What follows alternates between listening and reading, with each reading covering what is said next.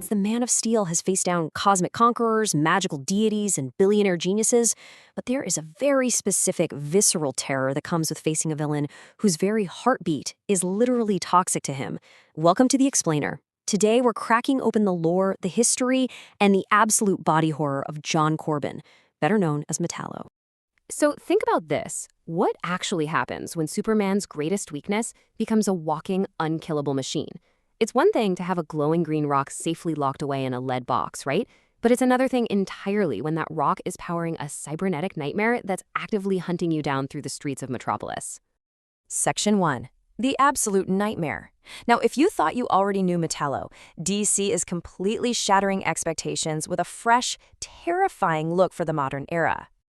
Born from the cosmic villain Darkseid rewriting the DC multiverse, the Absolute Universe strips our favorite heroes of their safety nets. In this timeline, Superman has no Kent family to rely on. He grew up in an immigrant community without wealth, privilege, or comforting legacy. He's raw, he's completely isolated, and man, that makes facing his demons that much more dangerous. Debuting in August 2026's Absolute Superman number 22, Metallo pushes the body horror aesthetic to the absolute limit. Gone is the standard humanoid cyborg we're used to. Instead, we get this multi-limbed, insectoid nightmare. The proportions are exaggerated, deeply unsettling, and he's got this sickeningly bright green kryptonite glowing directly out of his eyes and veins. He is, quite literally, a man with kryptonite in his veins. He isn't just wielding a weapon. The weapon has fused with his biology. He's basically a walking ecological disaster for any Kryptonian in his path. Section 2. Who is John Corben? To really understand the monster, we have to rewind the clock and look at the human he used to be. Metallo's history spans decades, evolving to fit the fears of each era. When he debuted in 1959's Action Comics 252, he was a journalist who moonlighted as a thief and murderer. Then, by the 1986 post-crisis reboot, he was reimagined as a petty thug. The 2011 New 52 gave him a military background, all of which led right up to his 2026 Absolute Universe insectoid incarnation. This shift from criminal to soldier completely changes the dynamic of his rivalry with Superman.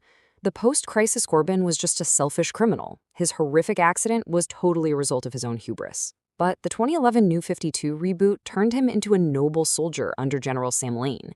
He volunteered for the experimental Steel Soldier program out of a desperate need to protect his sister. And that underlying humanity makes their conflict infinitely more complicated. Section 3. The Tragedy of Metal. Because regardless of his origin, whether he's a selfish thief or a noble soldier, becoming Metallo is never a simple superpower upgrade. It's all fake, a fraud.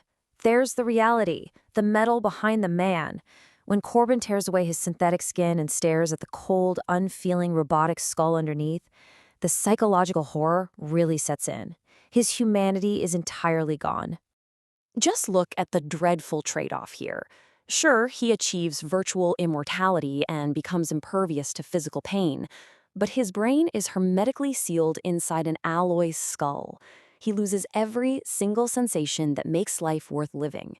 He can't eat, he can't sleep, he will never again feel the warmth of the sun, smell a flower, or taste an apple. It's an existence of total sensory deprivation disguised as supreme power. It's a waking nightmare that slowly drives him to utter insanity. Section 4. The Kryptonite Threat. Okay, now let's look at what happens when these two actually clash, because when Superman and Metallo fight, it is never, ever clean. Picture a high-stakes, cinematic battle right in the middle of a crumbling metropolis cityscape. The environmental toll of this fight is just staggering. Concrete is shattered into dust, twisted rebar acts like jagged shrapnel, and the air is thick with debris. And amidst all that ruin, you have this vivid, terrifying contrast of power. On one side, Superman, drawing his raw, warm, organic strength from the life-given power of a yellow sun. On the other side is Metallo, with his exposed core casting this exhausting, toxic, sickeningly green glow over the rebel. It's literally a localized ecological disaster. The very air around Corben is lethal. Every single punch Superman throws poisons his own cells. The solar energy in his blood is violently rejected by the kryptonite radiation. Superman is essentially enduring acute radiation sickness, his muscles failing and his breath growing shallow just by standing in the same zip code.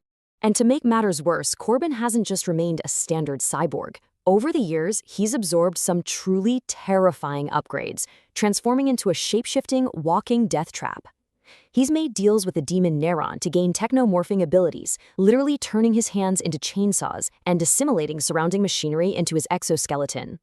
He's been subverted by Brainiac's viruses and outfitted by Lex Luthor with unpredictable red, blue, and power-stripping gold kryptonite.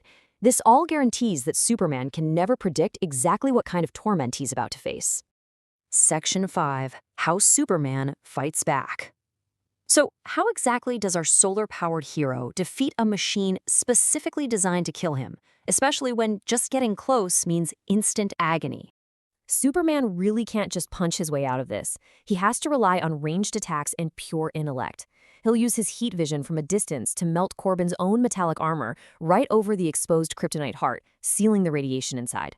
He'll use his super speed to hurl wrecking bogs from afar, or, when absolutely necessary, don a heavy, restrictive lead suit just to level the playing field and protect his deteriorating cells. But, when the gadgets fail and the city is literally falling apart around them, Superman is forced into the ultimate brutal maneuver. He has to take a horrific beating just to get close. Step 1. Superman must push past his absolute physical limits to defeat a machine designed specifically to kill him, tanking that sickening radiation. Every step forward feels like walking through wet cement, his veins bulging, his skin burning under that oppressive green glow as his solar reserves are violently drained. Step 2, with whatever strength he has left, his vision blurring and his lungs burning, he grabs a jagged piece of lead piping from the ruined streets and drives it straight through Metallo's chest cavity. This violently blocks the power source and finally shuts down that toxic glow. The ultimate victory always relies on separating the man from the metal, removing that unfeeling power source from the equation. Superman wins by enduring unimaginable, agonizing environmental pain to literally pull the plug on the machine. It proves that Superman's true strength isn't just his muscles, right? It's his unbelievable willpower and his willingness to suffer for the sake of protecting others. Which brings us right back to our terrifying new reality. As Metallo evolves into an insectoid nightmare in the absolute universe, will Superman's raw humanity be enough to defeat a villain who has completely lost his? Especially a Superman who doesn't have the comforting legacy of a family to fall back on? Well, only time and the metal will tell.